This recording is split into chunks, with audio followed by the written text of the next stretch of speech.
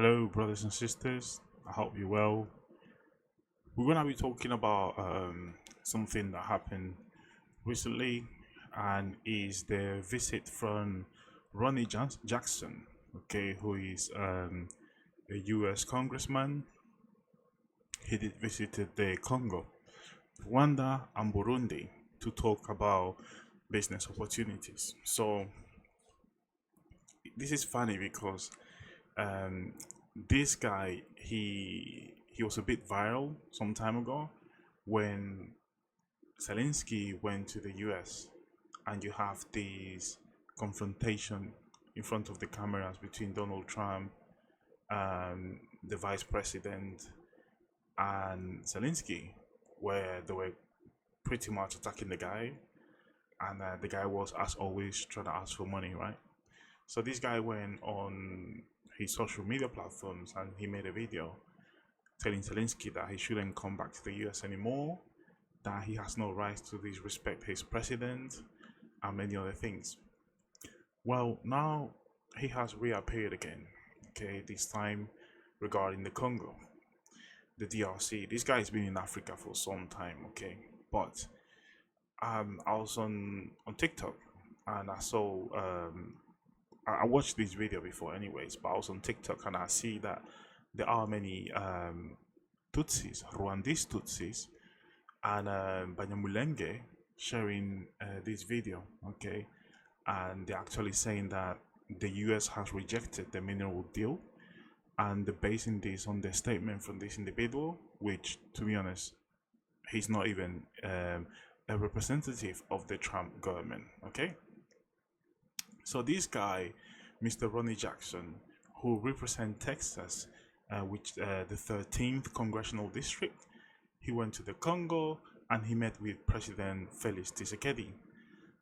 He cannot even pronounce his name, anyways. So the visit did focus on discussing the security crisis in the eastern part of the DRC and potential US investments in the country. So there was an error here from the Congolese presidency. All right, I don't know who did it, but they got it all messed up. But the Congolese presidency referred to Jackson as an special envoy, so for the presidency of Donald Trump. However, the US embassy in the DRC, they denied his claims. They did clarify that he was not officially designated as an special envoy by either Donald Trump or the US Department of State, which means that this guy, he just went there on his own will, okay, which makes a lot of sense. The video you'll watch later, I don't even know who he's talking to, how many people are there listening to him, but he went back to the United States to report about his visit. And the funny thing is that this guy, in a couple of days that he spent in the country, he did a PhD basically. He understood the whole situation, the historical situation in the Congo, and he went back to his country to explain to the Americans what is actually happening in the Congo, right?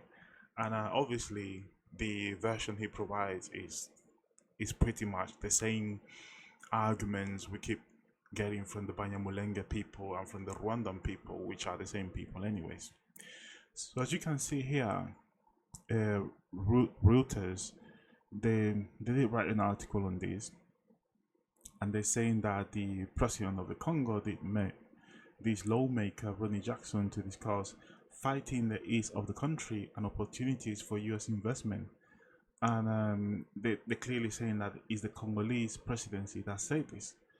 They're saying that the meeting took place a week after Washington said it was open to exploring critical minerals partnerships with Congo. A Congolese lawmaker in February contacted the US official to pitch a minerals for security deal. Okay, so as I say, they go on into explaining like what is actually happening in the Congo and this so-called insurgency by the Rwandan-backed M23 rebels in East Congo.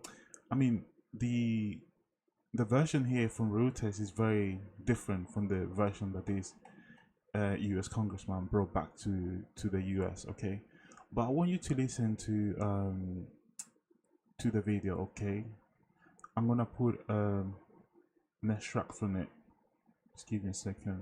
I think it was this one here. Just listen to it. Has a legitimate concern regarding FDLR and the terrorist threat on their border as well. They have a tourism industry that they have to protect that's up in the northwestern part of their country that's really right on the border with population centers there. If mortars and rockets start landing there, there's no more tourism there. The DRC side as well has to understand. So basically he's here talking about Rwanda, okay? Now let's watch the video. In Uganda, I met with the president in the DRC, the president in the Republic of Congo, the president in Burundi, and the president in Rwanda. I left encouraged in some ways and discouraged. Just please look, you need to pay attention at the way he talks, okay? It's really important. And this is a way to understand when people are actually following in a script and they try not to get confused. This is not something that comes off their mind because they understand it, because they studied. This individual, I'm telling you, is following a script, and you see the way he talks and how nervous he gets. Just listen. In other ways, as you can imagine, I feel like that there is unbelievable potential in the area for peace and security, and for the killing and the bloodshed to stop. The resources there are just through the roof, tens of trillions of dollars in resources. DRC could be one of the wealthiest countries on the entire planet. So this guy, he went to talk to the president of the Congo, the president of Burundi, and the president of Rwanda.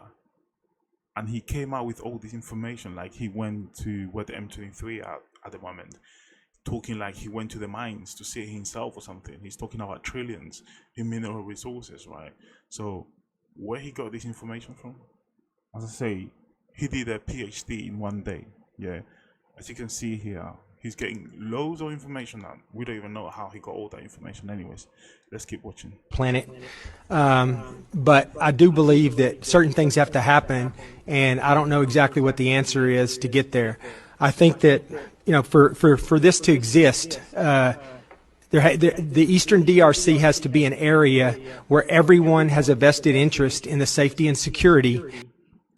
So you notice how he talks about the Eastern DRC. When the DRC, the whole country basically, it's got places that haven't even been explored, and others that have been explored, like in the south, that contains minerals. So for some reason he's referring just to the Eastern DRC, and those who understand me, you know exactly why. And the ability for foreign companies to come in and invest in the area. And when I say everybody, I mean the DRC, I mean Burundi, I mean Uganda and Rwanda. Everybody that's there, we all know right now. Just listen to the way he talks, okay? Now he start getting nervous, but I don't know if you pay attention to what he said just now. He's saying that everyone can benefit from the minerals from the Congo. And when he says everyone, he means the DRC, Rwanda, and Burundi, everyone that is around that area. So the guy is actually saying this. So if the Mexicans, the Canadians, and all the countries around the US, they want to come to Texas and benefit from the oil, they can do it. They can send their companies there, they can exploit the oil, and they can sell it. Of course, everyone can make money, right? That's not the case in the US. Only the US explores and exploits the oil of Texas. But in the case of Congo, this guy, he actually just said that everyone should have access to the minerals of the Congo and everyone should benefit from it. Like he's actually saying that countries like Burundi or Rwanda should have the right to come into the Congo and exploit the natural resources. Just understand this. That the Eastern DRC is a completely ungoverned area. It's like the wild, wild East, right? And I truly believe that there is no ability for the government in Kinshasa to actually control that area right now. They do not have. So he went to talk to Félix Tshisekedi. Do you think that Félix Tshisekedi gave him this description he's doing right now? Okay, you need to be smart here. Because this narrative he's using right now, we know where he's coming from. Because the Rwandans have been using it for many years, alright? So he's actually saying that the whole region in the east is destabilized. The DRC cannot hold control of that area. Is like the wild east, he said. Okay, so those words did not come from the Congolese government, but as you can see, after doing his PhD from the distance, okay, his remote PhD, he's coming out with all these conclusions, which are very similar to the Rwandan narrative. Have the resources or the ability to really like impact what's happening there, and they are actually becoming, in my mind, just another entity there that is trying to take advantage of the resources there and get. He's referring to the M23 here. He's saying that they're becoming another entity which they're trying to take advantage of the resources. He's talking about rebels, he's talking about terrorist groups, okay? And obviously, he's not even talking about the past history of this group, which they have been unaliving, raping, they have been doing many things to the Congolese populations for many years. This did not start this year or last year. This has been going on for more than 30 years, okay? But obviously, he's making the American people believe that the M23 just appeared yesterday. What they can, and everyone's doing it. We know this, right? We know that the Uganda is bringing minerals in from there. Rwanda's doing it. Burundi's doing it. Everyone is doing it, and there's really nothing there to stop them. So you can see he's actually confessing. Somehow he knows that Uganda, Rwanda, Burundi, all these countries, they are stealing minerals from the Congo, and there's no one there to stop them from doing this. This is exactly what he's saying, okay? When the M23 basically took over Goma and Bukavu no long ago, before that, these territories were under the control of the Congolese army. I think that the Congolese government has to do a couple of things. One, they have to address the domestic issue, right? There are a large number of people in the Congolese that are not Congolese citizens, that are not treated as Congolese citizens, including most of the members of M23, so on and so forth. Okay, so he's referring here to the Banyamulenge people, another narrative that comes from Rwanda, of course, and he's saying that these individuals are not considered Congolese citizens. First he says that. Watch how he says that they are Congolese nationals, but he's trying to assume here that these individuals are some kind of mistreated in the Congo. Let me tell you one thing about the Rwandans in the Congo, and it's something that you're going to suggest later, okay, regarding incorporating the M23 into the Congolese army. So people that have been committing crimes against humanity, that have been recorded by the UN, by all international human rights organizations, this individual is actually asking the Congolese army to incorporate these people into the army, because these people that are Congolese national but they have been treated differently, they are part of the M23. So this guy is actually saying that the Banyamulenge people, they're part of the M23, which is a terrorist group that have been terrorizing people all over Eastern Congo, okay? This is like saying, hey mate, why don't you allow, I don't know, the Islamic State to be part of the US Army? Why not? I mean, you know, these guys are there, they're not gonna go, they're not gonna drop the weapons and leave, right? So can you allow them to be part of the American Army? Can you allow the Mexican drug cartels to be part of the American Army? Come on, they're just there, they have a territory, you know, they're selling whatever they're selling there, they control the area, so why not, right? Now, M23 is a rebel group, and we know that there's an influence there, and there's a component of the Rwandan Defense Forces, the Rwandan military, but. So he just confirmed that the Rwandan military is in the M23, and he said that it's a rebel group, okay? So, I don't know, he's getting mixed up here. They say he did a quick PhD, and he's mixing up stuff, but I'll give him credit for that, because what he said is actually true. Honestly, M23, with or without Rwanda right now, is pretty much uncontested in the area. They're just doing anything they want right now, and the Congolese military is not even fighting back right now. As a matter of fact, Yeah, I'll challenge that, to be honest with you. Somehow they're uncontested. Yes, he's not taking into consideration the embargo that the US, the UN, and other countries do impose in the Congo, which doesn't allow the Congo to buy weapons to fight this M23. He's not considering the advanced technological jamming system that Rwanda has installed in the border in order to block all aerial communications, okay, for all planes that fly through the area, commercial or military planes, blocking all the signals around the border, which is where the M23 is operating. Obviously, he did say that Rwanda is involved and they're backing these rebels, okay? But why he's not even criticizing that? Why is he just whitewashing the crimes of these M23 rebels and the involvement of Rwanda inside the DRC? You know, this guy's he's got an agenda. He's got an agenda. They're just running away ahead of the M23, or in some cases they're laying down their weapons and they're joining M23, right? That's actually true. Congolese army, they're just running away or joining the M23 or crossing the border into Rwanda. Do you know why? Because they're the same people anyways. Many of these army officers in the east, they were not ethnically Congolese. They were ethnically Rwandese, Tutsis, Hutus. And many of them, they saw the M23 and they said, oh, those are our brothers, let's just join them. Or let's go back to Rwanda. That's it. You know, so they betray the nation, right? But let me tell you one thing. In Bukavu, for example, they're getting beaten every single day.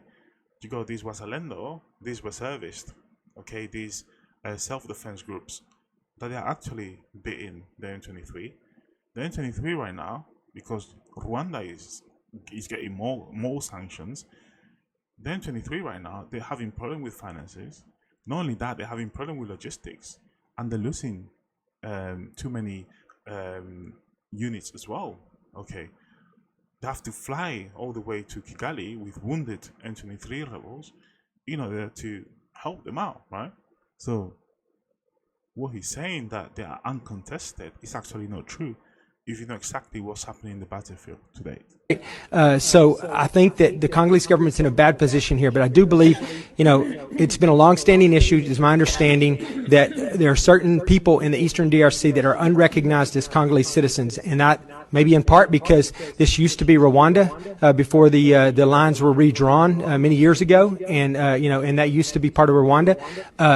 But I would submit to you that there's a large part of Uganda that also used to be Rwanda as well, and. Why is this guy bringing that? You understand? Like, he can't even say when the borders were drawn in the Berlin Conference. He can't even tell you the year. This guy, he's got something written, he's got a script, and he's forgetting years, he's forgetting events. He's not an historian. He's just there repeating something that have been told to him. Okay? So, he's actually saying that there's some parts of the Congo that belong to Rwanda. What the hell? Like, that Rwandan empire that many Tutsis claim it used to exist and have many territories in the richest areas in the Congo, of course. Well, let me tell you one thing. Like, what was that, in 1840 or something like that? Are you actually going back to 1840 and claiming the territory that belonged to these people? Okay, when many empires pass after that, we have colonization, the borders change. Now it's not part of Rwanda. So why are the Tutsis claiming that? If they want to claim some lands, the Tutsis will go back to the Horn of Africa. That's where they came from. Why they don't date all the way back to the times where they came from the Horn of Africa? Why they stop at that time, which is fake history, by the way, where they're actually saying that part of the Congo was part of Rwanda? What do you actually mean? That Rwandan Empire, which was not too big, only then they know. They're making up stories. They're making up fantasies in order to justify their presence in that region and to ethnic cleanse the local population, because there's not only Tutsis in these lands. There are many other tribes from the Congo that live in these lands, and they have been living in that land for many, many years. So as you can see, he's bringing the narrative from Rwanda, which clearly says that this guy's been influenced by Rwanda And one of the countries he visited after Congo was Rwanda. After it's been redrawn, now it's Uganda. Those people were immediately assimilated and treated as Ugandan citizens, but that has not happened in the DRC. And I think that's part of the problem. I think that. Well, another thing he got wrong. There are many Rwandans in the south of Uganda that were refugees, and they're still refugees. Okay, and there are Congolese in Rwanda, there are Congolese in Uganda as well as refugees. There are people from every country in each other's countries as refugees. And when he's saying that these Rwandan people in the Congo are not treated as Congolese, is he even joking? He doesn't know that Mobutu pretty much naturalized a bunch of them, okay, based on the year in which they arrived into the Congo. He naturalized them. They're part of the army. I mean, they have high-ranking positions in the army. They are in the government as well. So this guy, seriously, he doesn't even know what he's talking about. He just got in the script and he's just repeating. This domestic issue has to be addressed, that everyone in the region, everyone in the country has to be treated as a Congolese citizen with all the rights and privileges of such. I think that this is a difficult thing to do, but I think at some point the armed resistance of M23 are not going to just put down their weapons and walk away. I think that they are an armed resistance. There has to be an effort somehow to incorporate them into the Congolese military and make them feel like Congolese citizens that are protecting their country, not what's going on right now. I think that's one of the problems. I think the other problem is that they have the domestic problem, or they have the international problem, obviously, which mainly focuses right now with around the relationship with Rwanda. And I think that there has to be an ability for Rwanda and the president. I talked to Kagame, I talked to Tshisekedi, I talked to both of them, and I think that one of the biggest problems right now is personally they can't get along. And I think that at some point people have to put their personal differences aside. This has to be a region that's beneficial for everybody, that everybody sees profit, and everybody has a reason for that to be an area of stability, right? And I think that I don't know the answer to this for sure, but the neighboring countries have to benefit from the minerals that are in the eastern DRC as well. Whether that's they have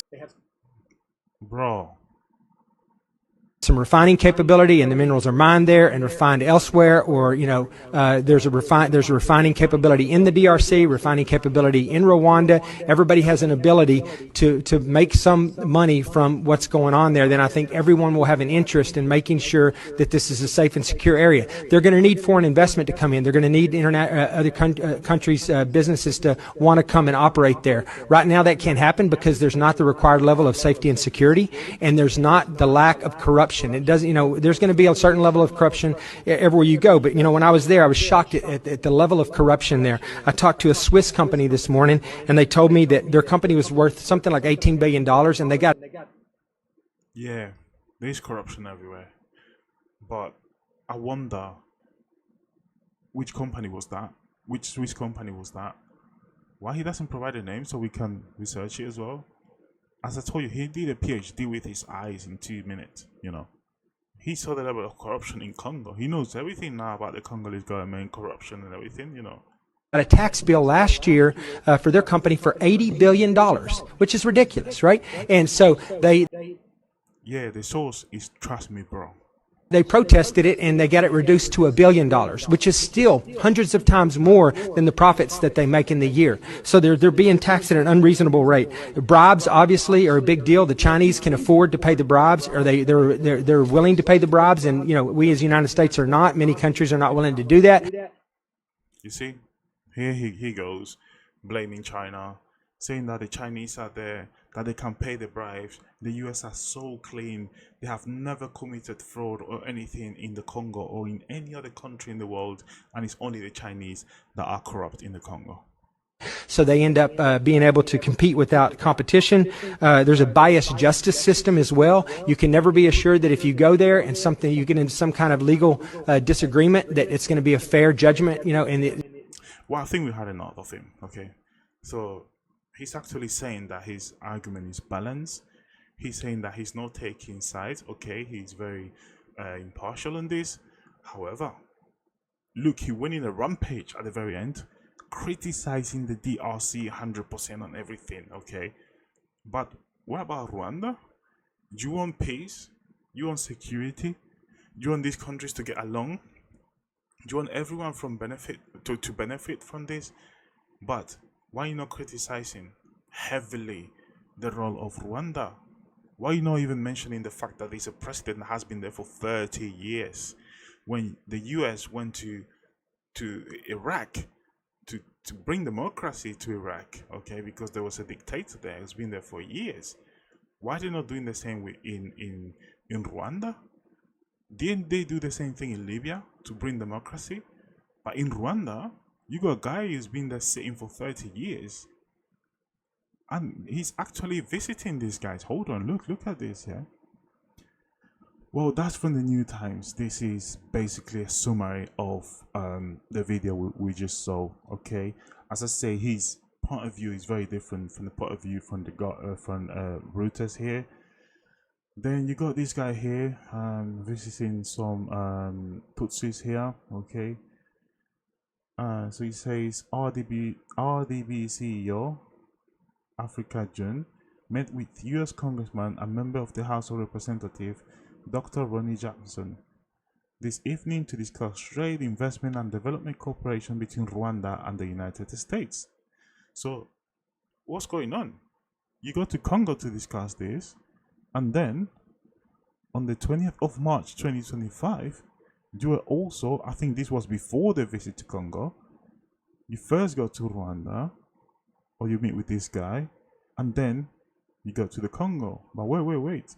He also went and met with Uncle Kagame here. Okay, you can see him there, yeah, dressing really nice, yeah. So President Kagame received US Congressman Dr. Ronny Jackson, the chairman of the House Armed Services Committee on Intelligence and Special Operations, for discussion on ongoing cooperation to promote peace in the region. So he was talking business with one, and he's talking peace with Kagame. Okay, you can see here. I think that's where he got his doctorate from Rwanda. I'm joking. You can see here again with some Tutsis here with President Mr. Kagame. Okay, so you can see this individual.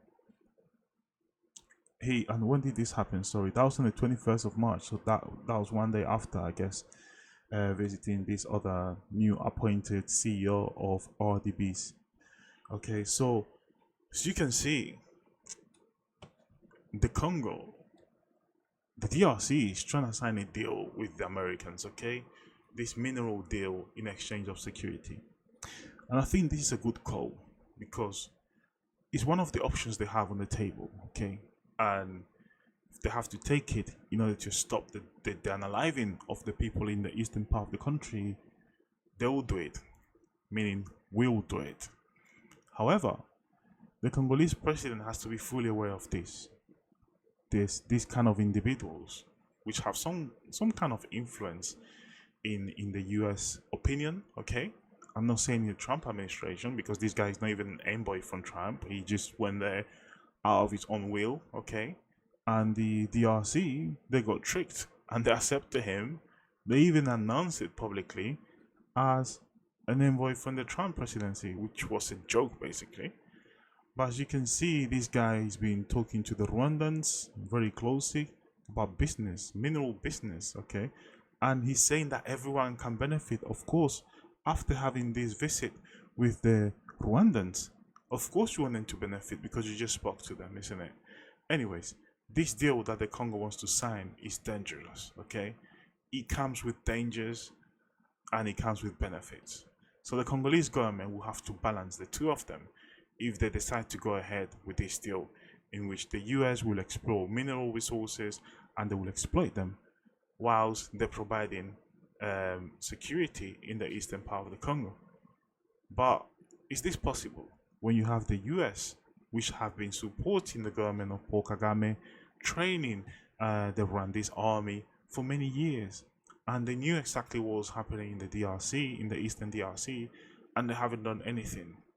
But let's take one thing into consideration. Things are changing right now.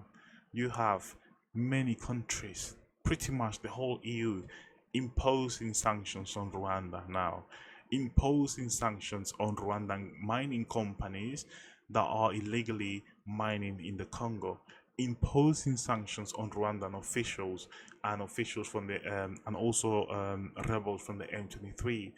Rwanda mainly for its involvement and support of the M23. Now you got Belgium, which is not even willing to celebrate or to commemorate the G-side commemoration of Rwanda this year.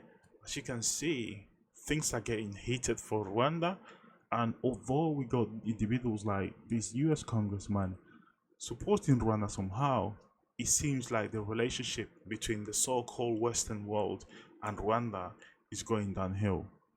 As I say, they're willing to dump African leaders, Middle Eastern leaders, when they don't need them anymore. When they find an alternative, they're willing to dump them, get rid of them, feed them to the hyenas, those who have been waiting patiently for so many years to destroy those that have been oppressing them, okay?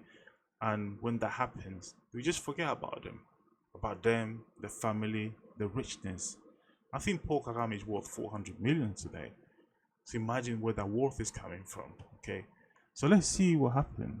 But I just wanted to make you aware, guys, be careful with this video that many Rwandese have been sharing now and saying that actually the US went to Congo and they rejected the mineral deal because of corruption.